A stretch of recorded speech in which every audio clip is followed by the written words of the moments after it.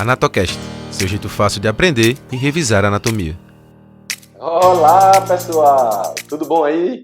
Então, estamos mais uma vez aqui para mais uma videoaula para vocês aí do nosso canal Anatocast, seu jeito fácil de aprender e revisar a anatomia. Beleza, pessoal? Então, vamos seguindo para a nossa aulinha de hoje. Eu já estou mudando aqui um pouquinho para a gente ficar aqui no canto, para vocês conseguirem observar bem direito aí os nossos slides, perfeito? Então, olha só, hoje a gente vai continuar com a aula sobre osteologia e, nesse caso hoje, osteologia da escápula, tá certo? Então, olha só, hoje a gente vai falar novamente do episódio de número 1 da segunda temporada do nosso Anatocast. Esse episódio de número 1 fala de uma forma geral da osteologia dos ossos que formam o membro superior.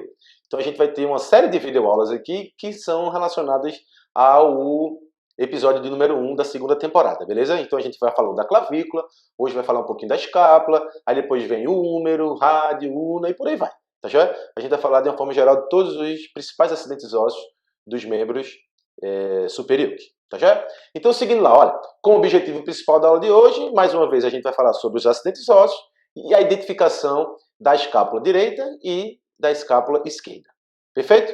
Então seguindo pelos acidentes ósseos, nós temos aqui, ó, as imagens da escápula. Uma vista anterior e uma vista posterior, que vocês podem observar bem tranquilo aí. Tá certo?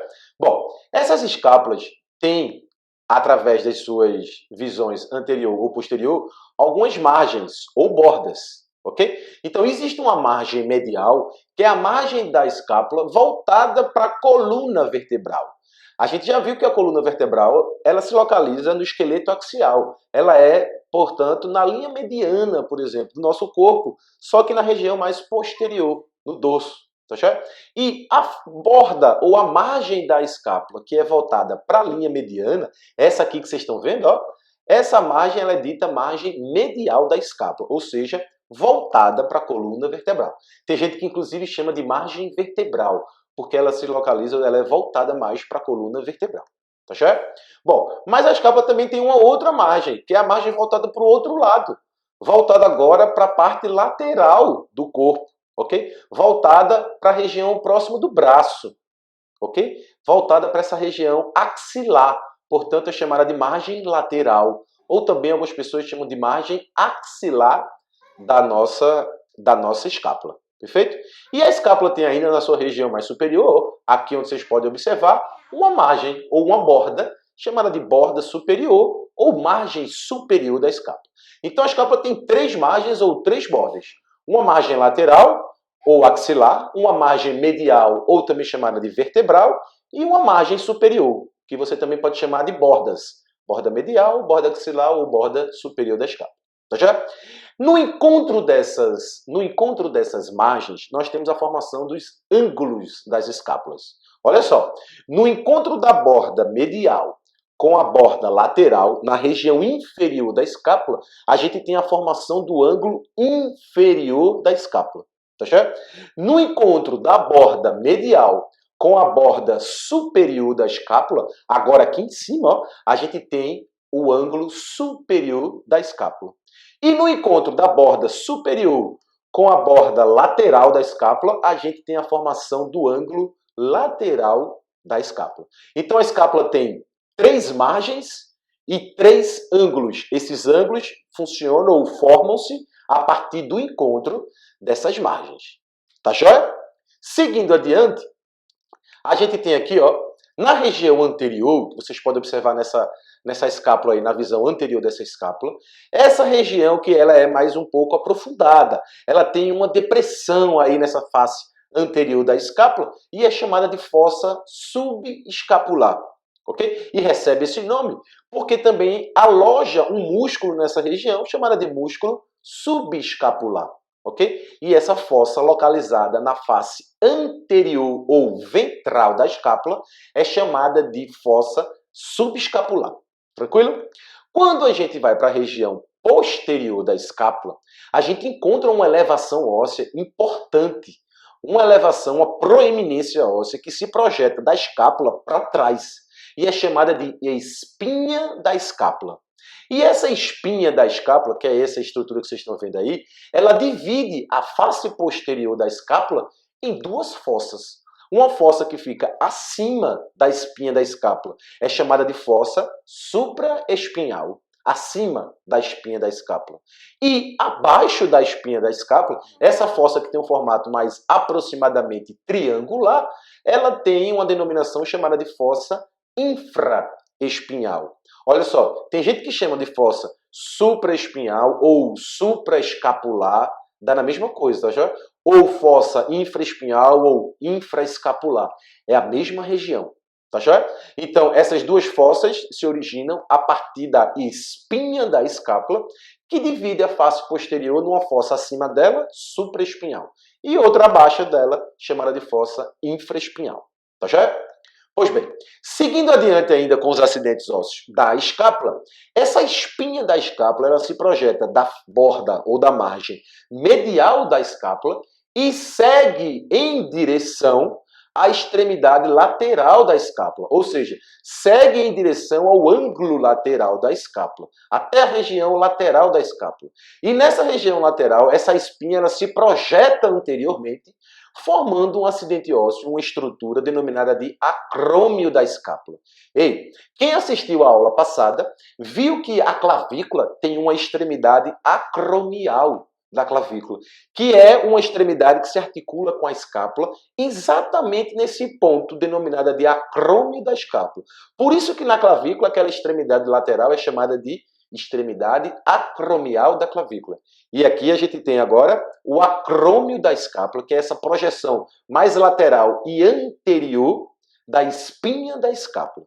Tá certo? Seguindo adiante, a gente vai encontrar uma estrutura agora denominada de processo coracoide. Olha só, o processo coracoide é uma projeção anterior que a gente encontra principalmente próximo da borda ou da margem superior. Quando essa margem superior vai chegando próximo do ângulo lateral da escápula, essa borda projeta uma estrutura óssea antero e lateralmente, denominada de processo coracoide da escápula. Ok? Processo coracoide da escápula, que é essa pontinha óssea que vocês estão observando aí, ó, apontando aí nessa região da imagem, principalmente melhor visualizada pela vista ou pela face anterior da nossa escápula. Tá certo? Ainda na escápula, e principalmente agora na base do processo coracoide e da borda ou da margem superior da escápula, a gente encontra essa reentrância óssea, essa ponta óssea, desculpa, ponta não, essa pequena depressão aí na margem superior da escápula é chamada de incisura da escápula ou incisura escapular. E normalmente essa incisura, viu, ela é fechadinha aí nessa região mais superior por um ligamento que inclusive dá passagem, fica um orifício aí, um forame, que dá passagem aí a algumas estruturas, principalmente vasculonervosas, que passam ou podem passar aí através desse forame que se forma através dessa incisura da escápula. Tá joia? A incisura é isso aí, ó, fica bem na basezinha do processo coracoide e ali próximo da margem superior da escápula, ok?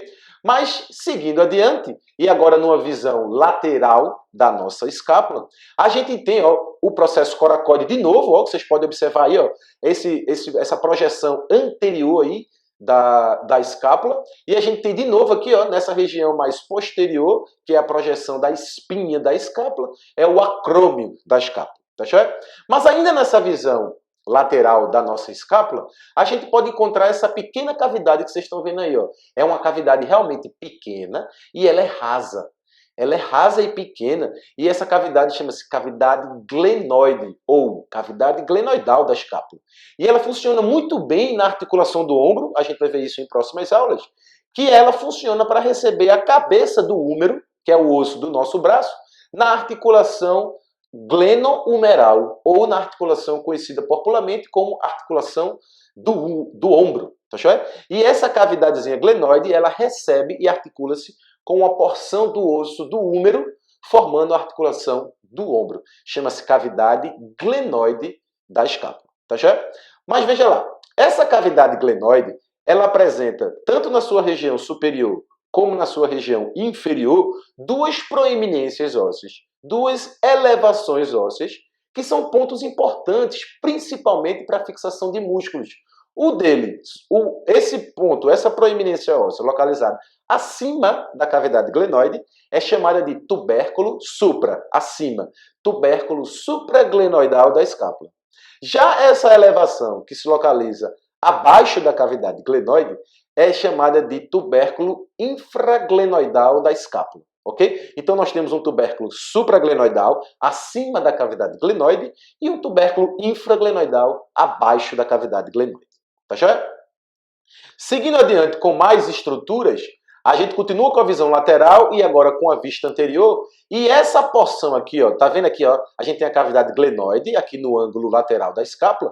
E como se estivesse circundando a cavidade glenoide, o osso sofre como se fosse um estreitamento, ok? Ele sofre um estrangulamento no diâmetro daquela superfície óssea, daquela região óssea, principalmente no ângulo lateral. E nesse ponto é chamado de colo da escápula. É como se ficasse no entorno da cavidade glenoide, um pouco mais medialmente localizado. Quando o osso sofre um estrangulamento, uma diminuição, por exemplo, no seu diâmetro ósseo, esse ponto é chamado de colo da escápula. Tá certo? Colo da escápula. Então, beleza aí com os acidentes ósseos da escápula? Ok? Então, simbora. Agora vamos identificar se essa escápula ela é direita ou esquerda. Vê lá. O principal ponto de observar a escápula, para a gente identificar se ela é direita ou esquerda, é a gente observar ela pela face posterior, ok? Pela região posterior da escápula. Então, sempre na região posterior da escápula, a gente vai encontrar essa eminência óssea, essa projeção denominada de espinha da escápula. Espinha da escápula. Então, primeiro, a espinha da escápula ela é sempre posterior. Sempre posterior. E no ângulo lateral da escápula, onde a gente tem a cavidade glenoide, ali no ângulo lateral da escápula, esse ângulo lateral ela é sempre voltado, como o próprio nome diz, para a lateral. Ou seja, a cavidade glenoide ela sempre tem que ser voltada para a lateral para poder se articular com os ossos do húmero, que são os ossos do braço. Tá certo? Então, a espinha ela é sempre posterior, a cavidade glenoide sempre lateral. Você conseguindo identificar isso aí, você consegue perceber claramente se uma escápula ela é direita ou se essa escápula ela é esquerda. Além disso, as próprias margens já lhe auxiliam se a margem é mais medial, voltada mais medialmente. Se a margem é lateral, voltada mais lateralmente. Tá certo? Então, ó, algumas referências aí para vocês. Tá certo? Para vocês darem uma olhada. Deixa eu me esconder um pouquinho aqui, ó. Vocês verem aí essas referências importantes. Quem quiser dar uma olhadinha lá, vai lá, segue aí as referências, escuta lá os podcasts, outros colegas que já estão aí também apresentando suas videoaulas, vocês podem curtir e assistir também, que são bem interessantes. Beleza? Então esse foi mais uma videoaula referente ao episódio 1 da segunda temporada do nosso AnatoCast. E essa aula foi Osteologia da Escápula. Beleza? Eu vou ficando mais uma vez por aqui, agradecendo a participação aí de todo mundo, ok? Quem ficou até o final, ok? Fica aí com a gente, beleza? Eu vou só mudar um pouquinho aqui, voltar para a nossa tela principal, para ver um pouquinho vocês mais de perto, olha aí. Então, eu estou aqui mais uma vez para agradecer quem ficou até o final. Curte as nossas aulas, mais uma vez se inscreve aí, segue o nosso canal, vai lá no nosso perfil do Instagram, pergunta, critica, elogia, dá sugestões de pautas, de videoaulas que vocês gostariam que a gente gravasse aqui para vocês, ou de sugestões de podcasts que a gente possa gravar aí para vocês, tá já? Visita lá o nosso site. Beleza, galera? Obrigado aí mais uma vez pela atenção, um grande abraço a todos vocês e até a nossa próxima aula. AnatoCast, seu jeito fácil de aprender e revisar a anatomia.